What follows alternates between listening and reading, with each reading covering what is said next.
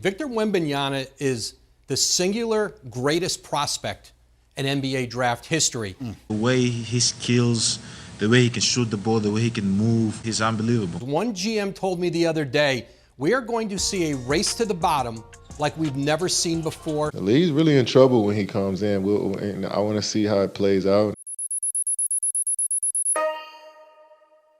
Victor Wembanyama, born January 4th, 2004.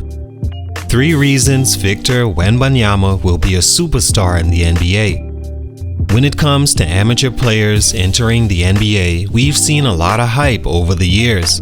Beginning the 2000s from Kenyon Martin to Kwame Brown, Yao Ming, Greg Oden, Kevin Durant, Derrick Rose, Steph Curry, John Wall, Andrew Wiggins and Jabari Parker, Ben Simmons, Lonzo Ball to Zion Williamson, the latest down the line of super hyped prospects since this guy, LeBron James. LeBron has been the most hyped player ever to enter the NBA, as he had superstar written all over him. He was also at the right time as well, where he could come straight from high school and begin his journey early to where he is now, about to be the all-time leader in points scored. A mountain not many thought could ever be topped. For every LeBron James in hype and outcome, there's a Kwame Brown in failure. In fact, most those players named earlier have failed to live up to the hype initially coming in with. Yes, some became nice players, even all-stars, but rarely do you see an overly hyped prospect live up to the expectations, and that has taught us to be careful and patient with whom we bestow premature hype. But today is jump out the window day, because I've seen a prospect I never thought I'd see during my generation of watching basketball.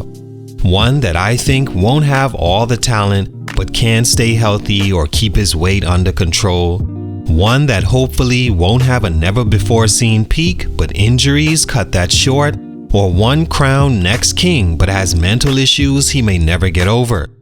This one has all the ingredients to be the face of the league one day, and at the right time, where the last is just about out the door, and other than him, I don't see another coming anytime soon. Sure, a lot of hyped high school players that have their flaws, but this 18-year-old kid has more gifts than all of them.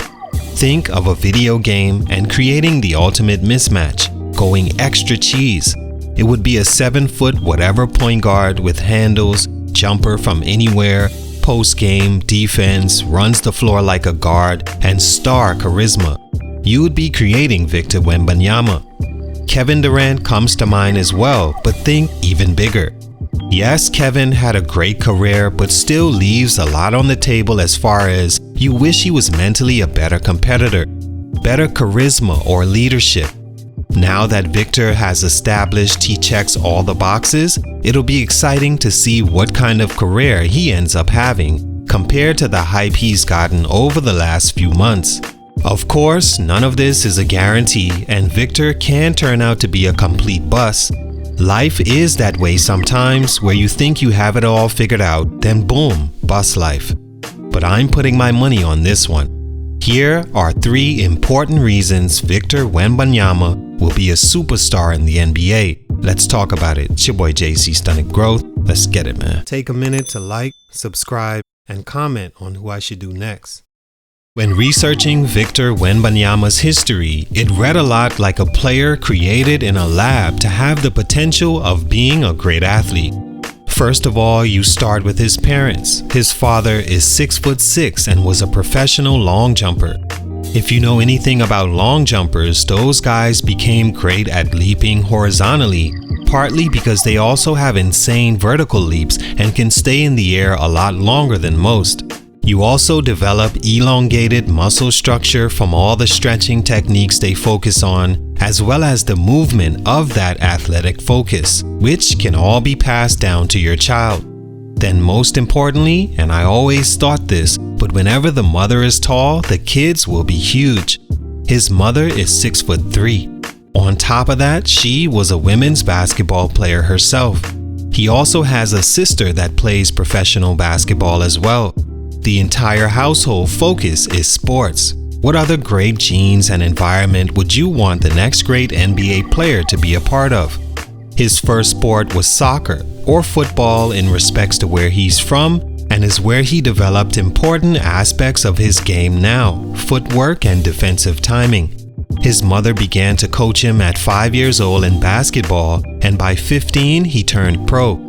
Now 18, and he's ready and willing to accept the challenge as not only the next great foreign NBA player, but next superstar in the NBA. Reason number 1, his physical tools. Back to that question of what player would you create playing a video game? Well, back then, you'd probably say something like a 6'8", muscular, jump out the gym, can pass, and had guard speed. Basically, LeBron James. That was those days where the best prototype you had was Michael Jordan at the time. At first, it was, well, I just create Michael Jordan all over again, and then you saw Kobe Bryant. Even looked and acted like he could have been Michael's own son, no disrespect. But then you took it further and further, now here we are, taking it to the extreme.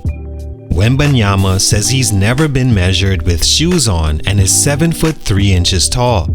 I've never seen an NBA game played barefoot, so he's literally 7 foot 5. Kevin Durant we'd like to give 7 foot, but he's more like 6'10", 6'11". Victor is 7'5" with an 8 foot wingspan. Where that gets interesting? Because we've seen 7-footers and they all move clunky, like any moment a bone could snap or a disc could herniate or fifth metatarsal this, left knee that. Wembanyama is probably the smoothest moving 7-footer in a long time, even ever. He moves like a wing player, a Tracy McGrady but taller, and I think a lot of that is mindset of all involved as he came up. I don't think he was ever trained to be a center only like a lot of tall kids are. Once you're the tallest on the team, immediately we're used to the coach sticking that kid in the post to take advantage of his size close to the basket and to play rim protecting defense. But those coaches give up the advantage that player has as a guard. An advantage is still that no matter what position. In today's game, a tall guard is the biggest of advantages because he doesn't need anyone to feed the ball to him, especially if he can bring it up and shoot as well.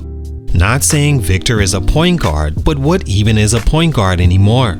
Name me one point guard in the last 20 years that's averaged at least 8 to 10 assists and won a championship. Don't worry, I'll wait.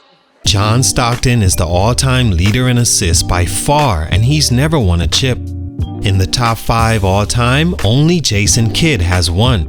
Not that pure point guards have always been overrated, but they aren't a must-have, more than a guy that is adequate handling the ball and can get to the hoop and score or at least be a threat off the dribble. Victor physically is a matchup nightmare on all positions, including point guards, because he can move fluidly and handle the ball well enough to create. Once he gets to his spots and a little NBA experience, it's over. You can't stop him at all. He's even developing a 3-ball, which by time he's in the league will make him a deadly player. Reason number 2, his defensive promise. Now to what a player that size is expected to be, a defensive presence. Wembanyama defensively is just a natural, simplest way to put it. Yes, his size, but his training as a football goalie and just playing football period has strengthened his footwork on offense and defense, his patience and timing, and quick twitch reaction. His makeup plays a huge role as well in what separates him. You don't usually see two athletes his parents' size come together and produce a child who ends up loving and playing basketball like this. Lots of parents will understand. You can try all you want, but you can't make your kid love the game. Even defending guards, Victor can laterally do that as well. Shooting over him, well, that's not going to be so easy. Dunking on him, not impossible, but highly unlikely, as he's a lot more competitive than you think and won't just allow that to happen.